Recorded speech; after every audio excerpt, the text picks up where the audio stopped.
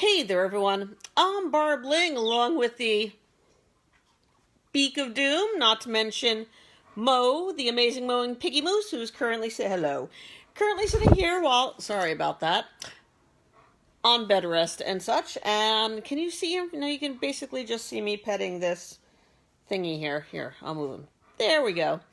Anywho's, today's life tip, which is accepting your value and your worth.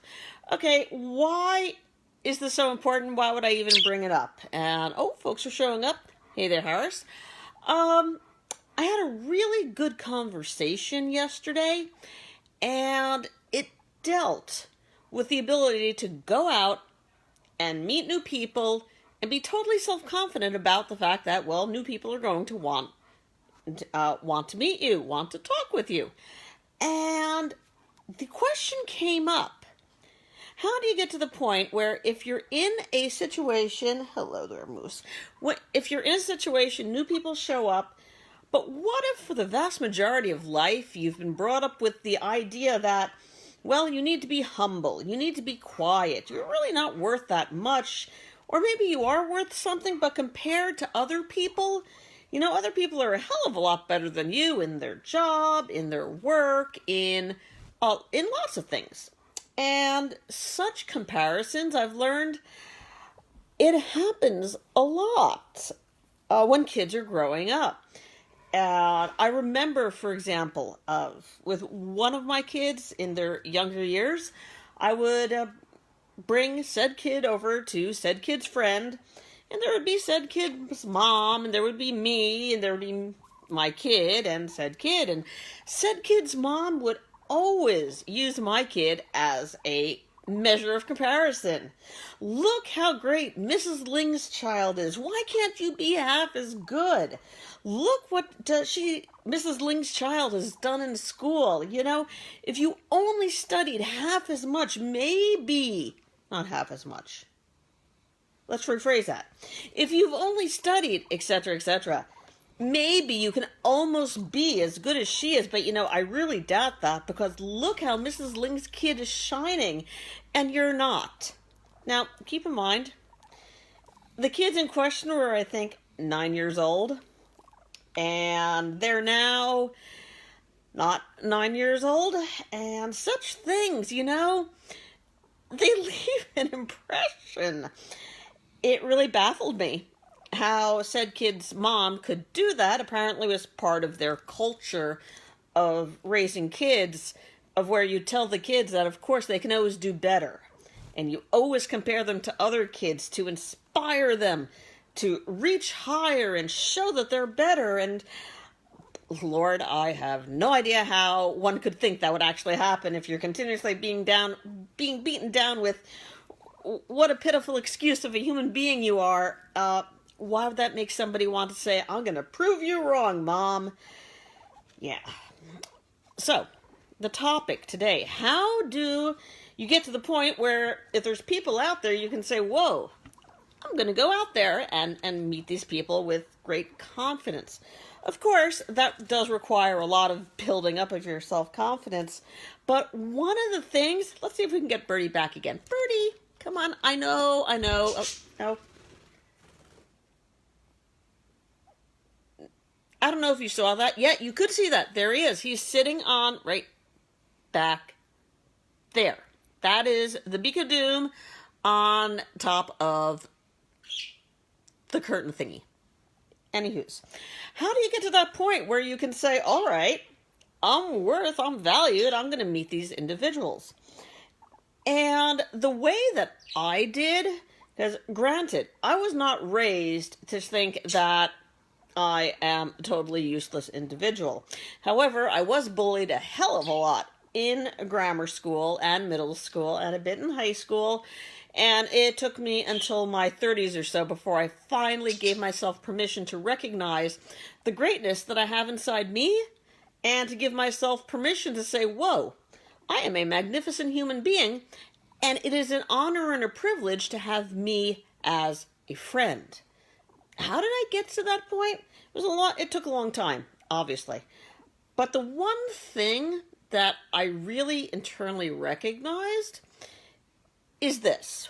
One, people tend to, especially if you lack self-confidence, they tend to put their own negative thoughts into other people's heads, meaning that they're going to think, well, this person can't find anything valuable about myself, so I'm going to imagine they're thinking that. And that is a self-fulfilling prophecy, basically. So you go into a situation and there's all these individuals who would love really to meet you if you gave them half a chance, but you say to yourself, they must be thinking I'm worthless, so I'm just going to sit by the corner and watch the Beak of Doom right over there, and yeah. So you have to break yourself of that earlier conditioning, because what is the worst thing that could happen if you take a chance and say hello to somebody? Well, they can ignore you, okay. They can proactively mock you, okay. They can do XYZ if you're in mathematics and know about variables, XYZ, etc., etc. And if things like that happen, guess what? So what? You don't know these people. Okay? They have no impact on you right now. And even if they think that you're a ridiculous person, or they are so lacking in self-confidence themselves that they decide to say something rather negative or so, ask yourself.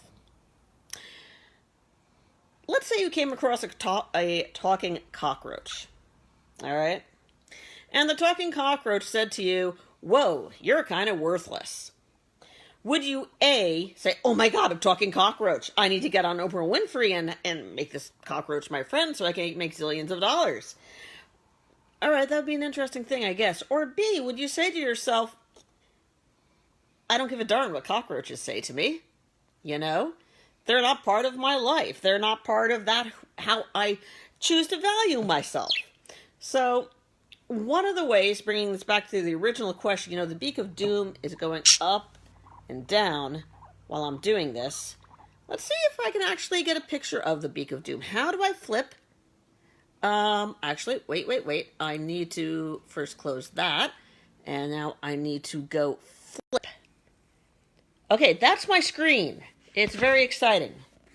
More importantly, that's the Beak of Doom. And as you can tell, I was watching Star Trek Discovery and such. And let's see if we can get the Beak of Doom to say anything. Beak, beak, beak, beak. You were doing it before. Why are you just sitting there? Do you know why he's just sitting there? Because I'll tell you, the Beak of Doom has got immense self-confidence.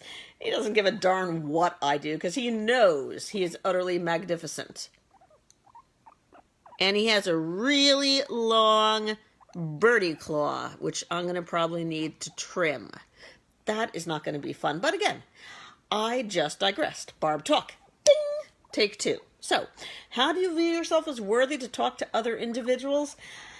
You realize that other individuals don't control you unless you get, and stay with me here, hugely important. Now he's doing it again. Hugely important. Unless you give them power over you. Let me repeat that.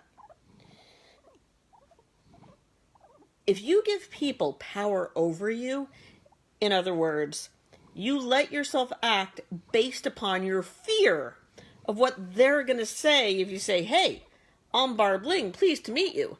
Although you probably wouldn't say, hey, I'm Barb Ling, unless you're Barb Ling or look exactly like me, kind of sort of like it was on Star Trek Discovery, but that's a whole nother topic, so I'm just not even going to talk about that, moving right along. Yeah. You basically give yourself permission, hi, Piggy, to internalize all of those past messages you might have received while growing up, all of those past reinforcements that say you must be humble, you must not recognize what a great person you are, you must basically try to blend into the woodwork. Well, that's BS, all right? Especially in today's society and such, because if you kind of sort of sit there and try to blend into the woodwork, you know, you're doing a disservice to your own personal greatness. You're not letting your personal greatness that you have within you shine. And there's something else to realize. you don't just create personal greatness, okay? Either you have it or you don't. It's kind of like saying either you have a heart or you don't. Because everybody, hello bird, has personal greatness within them. Your challenge is to give yourself permission to let said greatness rise up. Hang on. Oh, come on, bird. This will look really impressive. No, you're supposed to go in my head. Oh, well. Right. Let your personal greatness rise up and shine. You deserve that. But it's not going to happen until you give yourself permission to do that. So, anywho's, yep. Barbling here with yet another attempt to do a 2 or 3 minute video, and it worked beautifully if you multiply it by 5, 6, 7, or 8. Anywho's, this is Barbling here. Right, one more try. Hello, bird. Yeah, that's me. I know you have wings and can fly around. Wait, before you do that. There he is. And as we all know, he disappeared someplace. Dennis Becker and I, we have come up with some wonderful group coaching that not only deals with motivation mindset, but also internet marketing, beginners, basics for marketers to advanced. Really great stuff. Hello there. I know. We're going to get back to Star Trek Discovery soon. And if you're interested in that, check that out at, and I quote, http:// I can dab this time. I don't have a piggy moose in my arms. Yeah. AskBlings, plural.com/scdab, or, I just said it anyway, but I'll say it again, http://askblings, plural.com/scdab. Did I do it right? Tell me I did it right. I'm going to look at the comments now. Did I do it right? I don't see anybody telling me I did it right. So I'm going to assume that you're all saying, yes, Barb, you did that right. And we have a question here. How to erase all those BS and guilt that was programmed since childhood or earlier years? Oh, that is the superb question. You know, I should do a webinar about stuff like this. Mental note. Talk to Dennis about doing webinars about this. But anywho's, how to erase all those BS and guilt that's been programmed since childhood?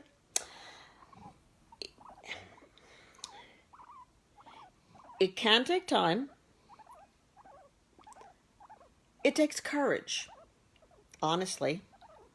And you all actually do have that courage within you, but it might be held down with mental metal chains because of the past. Remember, when you're an adult, you can theoretically do what you would like. And when you're an adult, you can recognize that all of those messages, the negative messages from your past, that was given to you when you were a child. And you're no longer that person. And so you need to give yourself permission to say to yourself, all right, if I'm no longer that person, if I'm somebody different now, which, by the way, you are, trust me, adult you is way different than child you, which is way different than adult plus 10 years from now, or 20 years from now, or like the Red Angel, which is about 1,000 years from now in Star Trek Discovery, but again, that's a whole nother story, so we'll get to that in a moment. Anywho's, adult you is different than child you. Adult you does not have to listen to the conditions that child you might have internalized. Adult you can give yourself permission to say, those negative conditions, that was really effed up. And it doesn't control me anymore. I give myself permission to say, you know something? I don't agree. And now that I'm an adult, I have full autonomy over how I choose to view myself and how I choose to act. So every morning when you look into the mirror, you give yourself permission to feel very proud of who is looking back at you. And when those negative self-conditioning thingies come back to you from your childhood, you can say, whoa, back off. I'm no longer a child. I'm me. I'm whoever your name is, of whatever age you are, and I actively reject the way I was taught to feel about myself. And I actively give myself permission to recognize, you know something? I am great. I do have those seeds of greatness within me. My prior conditioning might have caused those seeds not to germinate, but that's out now. And I'm going to give myself permission to let them grow. So, yep. I hope that answers your question, Yuri. And, yeah, this is Barb Ling here along with Mo, the amazing mowing piggy moose, who I hope you can all see here. Mo, would you like to say hello or would you like to bite me? He likes nibbling a lot. And we will see you, swing, on the inside. Oof. Take care, everybody. Bye-bye. That didn't work. One more time. Ready, Mo? Okay. Take care, everybody. Bye-bye.